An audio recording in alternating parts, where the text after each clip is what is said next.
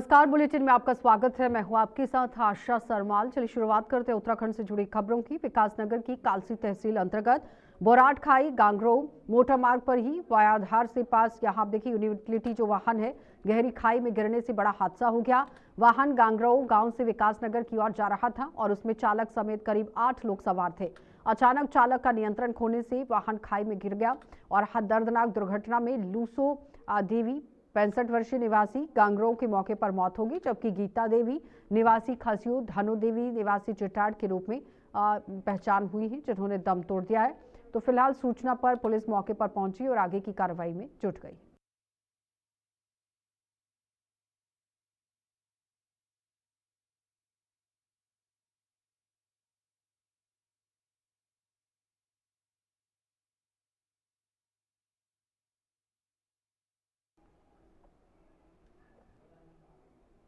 हरिद्वार में प्रस्तावित 2027 कुंभ मेले की तैयारियां तेज कर दी गई हैं। सचिवालय में मुख्यमंत्री पुष्कर सिंह धामी की अध्यक्षता में हाई लेवल बैठक आयोजित हुई है, जिसमें सभी विभागों के वरिष्ठ अधिकारी शामिल रहे। बैठक में मुख्यमंत्री ने निर्देश दिए कि कुंभ से जुड़े सभी कार्य यहां तय समय सीमा में पूरे किए जाएं, ताकि 31 अक्टूबर को डेडलाइन निर्धारित की गई है उसमें काम हो जाए।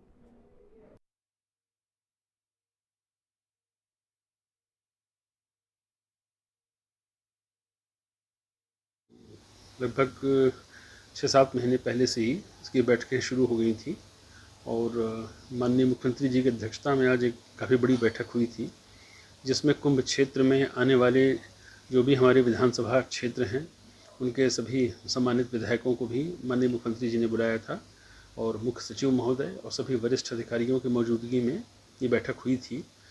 मेलाधिकारी द्वारा एक इसमें प्रस्तुतिकरण किया गया कि अब तक कौन कौन से कार्य कितने सैंक्शन हो गए हैं, कौन कौन से कार्य मौके पर चल रहे हैं, भविष्य में कौन कौन से काम होने हैं, किन किन की स्वीकृतियाँ अभी शासन स्तर पर अपेक्षित हैं और भारत सरकार को जो हमारे प्रस्ताव गए हैं इन सभी का प्रस्तुतिकरण हुआ। माननीय मुख्यमंत्री जी ने 3-4 बहुत ही महत्वपूर्ण निर्देश दिए हैं। एक तो उन्होंने ये निर्देश दिया है कि जो भी कुंभ के कार्य चल रहे हैं उसमें गुणवत्ता सर्वोच्च प्राथमिकता है और उसमें किसी भी तरह से कोई समझौता उससे नहीं किया जाएगा। और हर्ष की बात यह है कि इसमें ऑलरेडी 3 हमारी संस्थाएं हैं जिनको नामित किया गया है थर्ड पार्टी इंस्पेक्शन के लिए। इसमें IIT रुड़की भी है। जो भी मेला क्षेत्र में आने वाले पुल हैं, मुख्यमंत्री जी ने उनकी सिक्योरिटी ऑडिट के लिए भी बहुत ही सख्त निर्देश दिए हैं, क्योंकि बड़ी संख्या में लोगों का आगमन होगा तो पुल किस स्थिति में हैं, उनमें अगर कोई काम होना है तो उसको भी प्राथमिकता के आधार पर करने के निर्देश दिए हैं। इसके अतिरिक्त सभी कामों को 31 अक्टूबर तक पूरा करने का भी उन्होंने निर्देश दिया है। साथ ही साथ ट्रैफिक प्रबंधन, सुरक्षा, ये बहुत ही शीर्ष प्राथमिकता की चीज़ें हैं और अगली बैठक में इसका भी पूरा प्रस्तुतिकरण माननीय मुख्यमंत्री जी के समक्ष किया जाएगा। माननीय मुख्यमंत्री जी ने मुख्य सचिव महोदय को भी यह कहा है कि इसकी अब हर 15 से 20 दिन पर एक समीक्षा बैठक उनके स्तर पर भी हो और अगली बैठक जो भी कुंभ मेले के संबंध में माननीय मुख्यमंत्री जी द्वारा की जाएगी वो जनपद हरिद्वार में की जाएगी। उद्देश्य केवल यही है कि मेला हमारा भव्य हो, दिव्य हो और सुरक्षित हो। यह निर्देश उनके द्वारा दिए गए। उत्तराखंड की ग्रीष्मकालीन राजधानी भराड़ीसैंण गैरसैंण स्थित विधानसभा भवन अब लोकतंत्र के साथ साथ लोक संस्कृति का भी जीवंत केंद्र बनता जा रहा है। विधानसभा अध्यक्ष रितु खंडूड़ी भूषण की ही यहाँ पहल पर परिसर में उत्तराखंड की समृद्ध सांस्कृतिक विरासत को दर्शाती हुई पेंटिंग्स और रम्मान के पारंपरिक मुखौटे स्थापित किए गए हैं। इन कलाकृतियों में नंदा राजजात यात्रा और छोलिया नृत्य, रम्मान उत्सव, एपन कला और पारंपरिक वाद्य यंत्रों को सजीव रूप में उकेरा गया। और अभी हाल में ही हमने विधानसभा के लिए एक कैनवस पेंटिंग प्रोजेक्ट किया था, जो हमारी माननीय विधानसभा अध्यक्ष रितु खंडूड़ी मैम के द्वारा कराया गया। तो ये जो हमारी पेंटिंग्स हैं सभी उत्तराखंड संस्कृति पर आधारित है, जिसमें उत्तराखंड के वाद्य यंत्र, ढोल डमाऊ हैं, उत्तराखंड का नृत्य रम्माण है, नंदा राजात यात्रा है, व पहाड़ी वेशभूषा जो हमारी है उससे संबंधित चित्र हैं। इसमें हम लोगों ने एक जो सीरीज करी है, बहुत प्यारी सीरीज करी है नंदा राजात। तो नंदा राजात जहाँ से शुरू होती है और जहाँ पे जाके राजात का समापन होता है, वो पूरी सीरीज हमने कैनवस के माध्यम से करी है। और हमारी ये जो पेंटिंग्स हैं ये गैरसैंण विधानसभा में आप सभी लोगों को देखने को मिलेगी। तो ये जो पेंटिंग का उद्देश्य था लोगों को अपनी संस्कृति के प्रति जागरूक करना व अपनी संस्कृति का हम लोगों के द्वारा प्रचार प्रसार करना है। इस काम को करवाने में मान्या खंडूड़ी मैडम का बहुत बड़ा योगदान है, क्योंकि इन्होंने इस तरह का कार्य हम जैसे कलाकारों से करवाया है और निश्चित रूप से कलाकारों को इससे रोजगार भी मिला है। मेरा नाम ज्योति जोशी है और मैं उत्तराखंड की एपेंट कलाकार हूँ और पिछले 5-6 सालों से मैं हमारी संस्कृति को आगे बढ़ाने के लिए अपना प्रयास कर रही हूँ और इसी के चलते हमें और अधिक मदद मिले, हमें और अधिक सहयोग मिले। तो मैं और मेरे साथ ही अन्य कलाकार जो हैं वो अभी कुछ समय पहले हमारी माननीय विधानसभा अध्यक्ष महोदया श्रीमती रितु खंडूड़ी मैम से मिले और मैम के सामने हमने अपनी विलुप्त होती हुई संस्कृति को और कैसे आगे बढ़ाया जाए इस पर चर्चा करी। तो मैम का बहुत ही सहयोग और मार्गदर्शन हमें मिला और मैम ने सबसे पहले मुझे हमारी जो रिस्पना में स्थित विधानसभा है वहाँ पे मैम ने मुझे काम दिया और गोल गुम्बज वहाँ पे मैंने एपन से बनाया, जिसकी सभी लोगों ने बहुत सराहना करी, बहुत तारीफ़ करी। और एपन से बने हुए मैम ने शॉल मुझसे लिए जो हमारे राष्ट्रपति, प्रधानमंत्री जी और लोकसभा अध्यक्ष जी तक पहुँचे, जिससे हमें हमारी संस्कृति को आगे बढ़े, हमारी संस्कृति का एक नाम हो, पहचान हो, उसके लिए मैम का बहुत सपोर्ट रहा है। और साथ ही अभी उत्तराखंड की जो विधानसभा है गैरसैंण में, वहाँ पे भी मैम ने मुझे और साथ ही अन्य कलाकारों को भी काम दिया। तो हम लोगों ने मिलकर के नंदा राज यात्रा, उत्तराखंड के जो वाद्य यंत्र हैं, एपण जो मैंने बनाया है, रम्माण की जो मेरी पेंटिंग्स हैं वो हमारी उत्तराखंड की गैरसैंण विधानसभा में लगी हैं मैम के सहयोग से। तो मैम ने हमें बहुत सपोर्ट किया है। मैं शेखर पंत विधानसभा भागसर गैरसैंण से अभी माननीय अध्यक्ष जी द्वारा हमारे पूरे परिसर में रमाण के मुखौटे हमारी कला संस्कृति को बचाने के लिए, हमारे लोकल जो प्रदेश के कलाकार हैं, जो हमारे आर्टिस्ट हैं, उनको प्रोत्साहन करने के लिए नंदा राज्य यात्रा पेंटिंग अर्पण वो काफी विधानसभा में पूरे लगाई गई है, जो इससे हमारे जो लोकल क्षेत्र के हैं उनको काफी रोजगार मिला और जो भी विधानसभा में हमारे माननीय लोग आते हैं उनके सामने उनको एक प्रदेश के अपने आर्ट रखने की एक पहचान मिलेगी। ऐसी इसी क्रम में माननीय अध्यक्ष जी द्वारा जब भी भारत सरकार में हमारे प्रधानमंत्री जी या हमारे राष्ट्रपति जी उनसे जब अध्यक्ष जी मिलने जाती है तो वो पहला जो उनको गिफ्ट भेंट करती है वो या तो एपल होता है हमारे एपल, या जो शॉल होती है वो भी उत्तराखंड की कलाकारी से निर्मित बुनाई से बनाई होती है। इस प्रकार से अध्यक्ष जी जो हमारी कला को उसको राष्ट्रीय लेवल पे या अंतर्राष्ट्रीय लेवल पे जो रखने का काम कर रहे हैं। उत्तराखंड सरकार की पहल के तहत भारतीय प्रशासनिक सेवा के अधिकारियों को उनकी पहली तैनाती वाली तहसीलों को गोद लेने का कार्य सौंपा गया है और इसी क्रम में मुख्य सचिव डॉक्टर आर मीनाक्षी सुंदरम ने अपनी पहली तैनाती घनसाली तहसील में विकास की दिशा में एक महत्वपूर्ण बैठक की। प्रत्येक भारतीय प्रशासनिक सेवा के अधिकारी को अपने प्रथम तैनाती स्थल को गोद लेने के लिए माननीय मुख्यमंत्री ने कहा है। गोद लेने का मतलब ये है कि हम अपने रूटीन अपने अपने डोमाइन में जो काम कर रहे हैं वो तो काम करेंगे ही, वो तो पूरे प्रदेश में करेंगे, लेकिन कुछ विशेष रूप से हम क्या उस क्षेत्र के लिए कर सकते हैं, क्योंकि हर किसी का तैनाती स्थल अलग अलग है। तो और हमारे पास 120 के करीब IAS अधिकारी हैं, तो सब अपने अलग अलग क्षेत्र को गोद लेंगे, ओवरऑल स्टेट का डेवलपमेंट होगा। ये विजन था कि इस तहसील को अडॉप्ट किया है तो मैं मल्टीपल विजिट करूंगा, फ्यूचर में भी विजिट करूंगा। ये तो एक शुरुआती विजिट है। देखिए जो मुद्दे आए हैं, कुछ तो स्थानीय प्रशासन लेवल का मुद्दे हैं, उसको स्थानीय प्रशासन से अनुरोध करेंगे कि जल्दी से जल्दी निस्तारण हो जाए।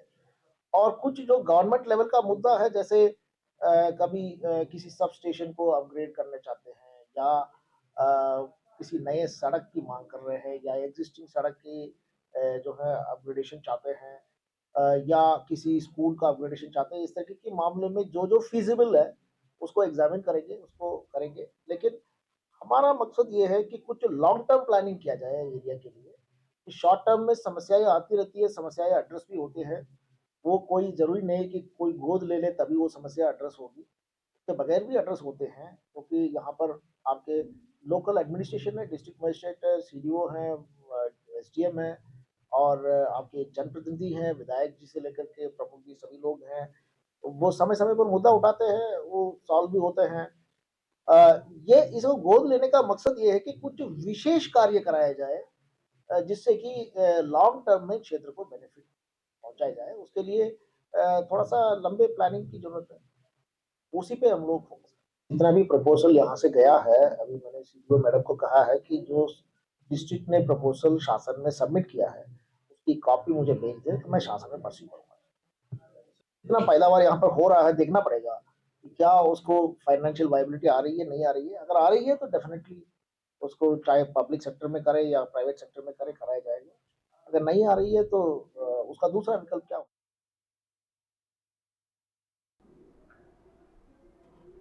केंद्र संचार ब्यूरो, सूचना एवं प्रसारण मंत्रालय, भारत सरकार की प्रादेशिक कार्यालय द्वारा एक प्रेस वार्ता आयोजित कर 12 से 14 फरवरी तक होने वाले विशेष कार्यक्रम की जानकारी दी गई। अधिकारियों ने बताया कि राष्ट्रीय महिला दिवस, राष्ट्रीय विज्ञान दिवस, एक भारत श्रेष्ठ भारत, प्रधानमंत्री कौशल विकास और विकसित भारत अभियान के तहत आयोजन किया जाएगा और लोगों को इसका सीधा लाभ पहुंचाने की कोशिश की जाएगी। ये कार्यक्रम जो है उत्तरांचल विश्वविद्यालय जो कि हमारे प्रेमनगर में है, देहरादून में है, इसमें ये कार्यक्रम आयोजित किया गया है। 12 फरवरी से लेके 14 फरवरी तक कार्यक्रम आयोजित किया जाएगा।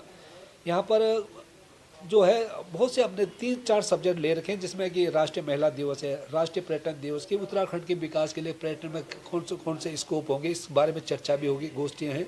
राष्ट्रीय विज्ञान दिवस, रोजगार के लिए हमारे आजकल जो यूथ हैं उनमें बेरोजगारी की समस्या भी है, तो उसके लिए छात्रों में उनके प्रोत्साहन के लिए कि भाई हमें क्या करना है आगे बढ़ने के लिए रोजगार संबंधी, और एक भारत श्रेष्ठ भारत की हमें पूरे भारत को कैसे जोड़ सकते हैं कि हमारी एक भाषा हो, एक देश हो, एक जिस प्रकार आज केंद्र सरकार अपनी योजनाओं का कर रही, जैसे एक राशन कार्ड, ठीक है, उसको आप कहीं भी यूज़ कर सकते हैं, ठीक है। इसी तरह स्वास्थ्य संबंधी कार्ड की आप कहीं भी अपने स्वास्थ्य कार्ड संबंधी बना करके कहीं भी अपनी सुविधाएं ले सकते हैं। साथ ही प्रधानमंत्री विकसित भारत तथा जी राम जी, अभी आपने जो लॉन्च किया माननीय प्रधानमंत्री जी ने, जो पहले महात्मा गांधी ग्रामीण रोजगार गारंटी योजना थी उसको चेंज करके उसका नाम विकसित भारत जी राम जी के नाम से आयोजित किया योजना आई हुई है, जिसमें कि 125 दिन का रोजगार संबंधित लोगों को रोजगार दिया जाएगा। साथ ही ये जो कार्यक्रम है इसमें एक चित्र प्रदर्शनी के माध्यम से इन सब्जेक्ट पर हमने एक चित्र प्रदर्शनी लगाई हुई है, जिसमें कि इसी संबंधित पूरी जानकारी होगी और आप लोग जो आपका सहयोग हमारा साथ है तो पूरा लोगों तक ये पहुंचेगा हमारा ये कार्यक्रम।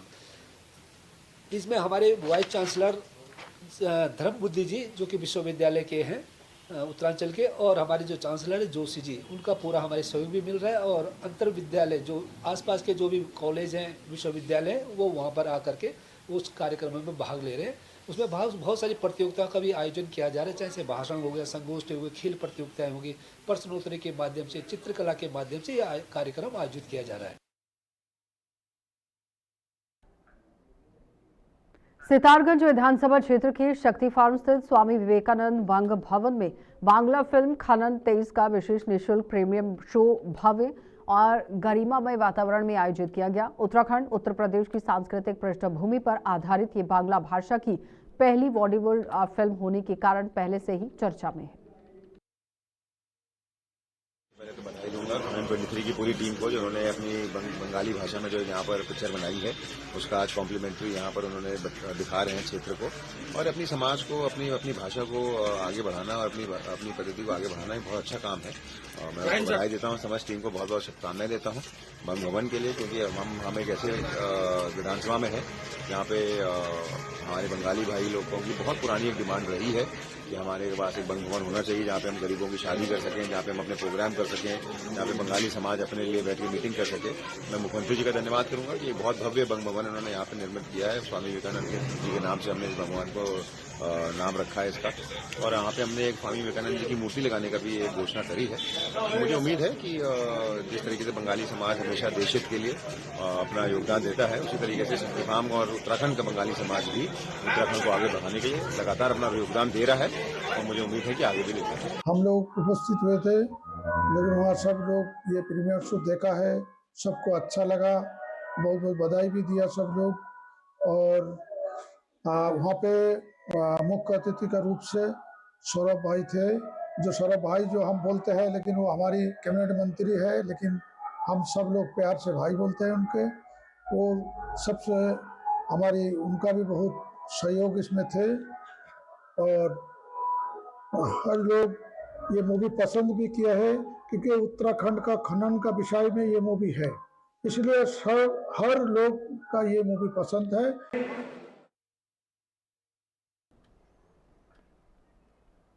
शहर की स्वच्छता व्यवस्था को लेकर नगर निगम ने सख्त रुख अपना लिया है। रोजाना कूड़ा उठाने की व्यवस्था के बावजूद कुछ कर्मचारियों द्वारा कूड़े को नालों में फेंकने की शिकायतें सामने आ रही थी। मामला तब उजागर हुआ जब नगर निगम के 2 कर्मचारी कूड़ा उठाने के बाद उसे नाले में डालते हुए पकड़े गए। सूचना मिलते ही नगर निगम के अधिकारी मौके पर पहुंचे और नाले में डाला गया कूड़ा उन्हीं कर्मचारियों से दोबारा निकलवाया गया। ऐसे कम से कम 3 कर्मचारियों के ऊपर हम लोगों ने चालानी कार्रवाई भी की है और नियमित रूप से कई बार हमारे निरीक्षण के दौरान भी कूड़ा डालते हुए पाए गए। उनको उसी समय जो है वहीं पर ही दोबारा से नालों से कूड़ा वापस उठाकर और चेतावनी देकर भी उनको जो है दोबारा से किया गया कि दोबारा भविष्य में ऐसा ना करें। लोगों में सुधार आ रहा है, कई जगह चैलेंजेस हैं, उनको पूरा भी किया जा रहा है। और जो कारगिल स्टेशन जिसके बारे में आपके द्वारा पूछा गया उसके संबंध में बताना चाहेंगे कि जो मैकेनाइज्ड ट्रांसफर स्टेशन है पहले बहुत बड़ा उसमें एक डंप यार्ड जैसा बना हुआ था जो ऐसा आपने बताया, परंतु वो जो है अब जो है हमारा ट्रांसफर स्टेशन के नाम से चल रहा है और कूड़ा आता है, कभी किसी दिन बैकलॉग रह जाता है, किसी कारणवश मशीन खराब हो जाती है तो उसमें है और उसको जो है राशा नाम की कंपनी संचालित कर रही है, जिसको नोटिस भी दिया गया। यदि उनके कार्य प्रणाली सुधार में नहीं आती है तो उन्हें बाहर का रास्ता दिखाया जाएगा।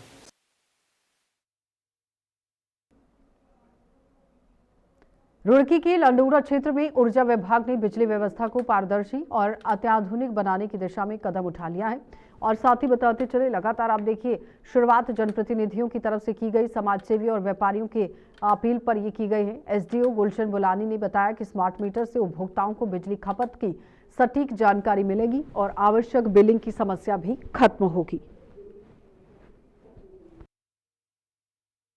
आज हमारे विभाग द्वारा एक स्मार्ट मीटर कैंपेन चलाई गई है, स्मार्ट मीटर पखवाड़ा। तो हम प्रत्येक गांव में, और आज लंडोरा से इसकी शुरुआत हुई, प्रत्येक गांव में हमें जाना है, लोगों को जागरूक करना। तो उसमें हमारे जो कंपनी के प्रतिनिधि हैं, मीटर के अधिकारी हैं और हम, तो इसमें जो भ्रांतियाँ फैली हुई हैं स्मार्ट मीटर के बारे में, उन भ्रांतियों को दूर कर इसके क्या फ़ायदे हैं ये हम बताने का प्रयास कर रहे हैं, ताकि लोगों के मन में जो डर है, जो भ्रांतियाँ हैं वो दूर हो सकें। प्रतिनिधियों को भी बुलाया था और कुछ सभासद आए भी और यहाँ सारे पत्रकारों को भी बुलाया था। तो वो सभी इन्वाइटेड थे, उनको समझाया गया ताकि वो प्रचार प्रसार कर सकें। और हमारा डोर टू डोर कैंपेन भी इसमें चलेगा, यानी कि हमारे जो प्रतिनिधि हैं वो प्रत्येक घर जाके पैम्पलेट के माध्यम से और बातचीत के माध्यम से भी स्मार्ट मीटर के बारे में उन्हें जागरूक करने का कार्य करेंगे। जैसे कि आज से उन्हें अवगत भी कराया गया और आज से ये कैंपेन चालू हुई है। वही कर रहे हैं, प्रत्येक घर में जाके ये कंपनी के प्रतिनिधि और हमारे जो आदमी हैं वो जाएंगे और उनको पैम्पलेट के माध्यम से भी और उनसे बातचीत के माध्यम से उनकी शंकाओं का निराकरण करते हुए उनके जागरूक करेंगे इस बारे। उत्तराखंड डिप्लोमा इंजीनियर्स महासंघ की बैठक में सरकार द्वारा मांगे पूरी न किए जाने पर इंजीनियर्स में भारी रोष देखने को मिला। रुड़की स्थित सिंचाई विभाग कार्यालय में आयोजित बैठक में विभिन्न विभागों से जुड़े हुए सदस्य शामिल हुए। लोक निर्माण विभाग के प्रांतीय अध्यक्ष शबिल दास सैनी ने स्पष्ट कहा कि जब तक सरकार 27 सूत्रीय मांगों पर गंभीरता से निर्णय नहीं लेती, आंदोलन जारी रहेगा। उत्तराखंड डिप्लोमा महासंघ के तत्वाधान में 27 सूत्रीय मांग समस्याओं को लेकर अपना प्रथम चरण का आंदोलन हमारे द्वारा किया जा रहा है, जिसमें हमारी 27 मांगें हैं, जिसको सरकार द्वारा अभी तक भी कोई पर विचार नहीं किया गया। जिनमें प्रमुख मांगें ये हैं कि हमें 10 वर्ष की सेवा के बाद 5400, 16 साल के बाद 6600 और 26 साल की सेवा के बाद 8700 पूर्व की बात ही। ऐसा पहले भी सरकार देती रही, लेकिन 2017 में एमएसपी लागू होने से हमें इससे वंचित किया जा रहा। हम कहते हैं या तो 3 कम से कम पदोन्नति दी जाए, अगर सरकार का पदोन्नति नहीं है तो 3 कम से कम पदोन्नति वेतनमान दिया। चलिए बुलेटिन में इतना ही, रुकेंगे छोटे से ब्रेक के लिए, जल्द वापस लौटेंगे। आप बने रहिए हमारे साथ।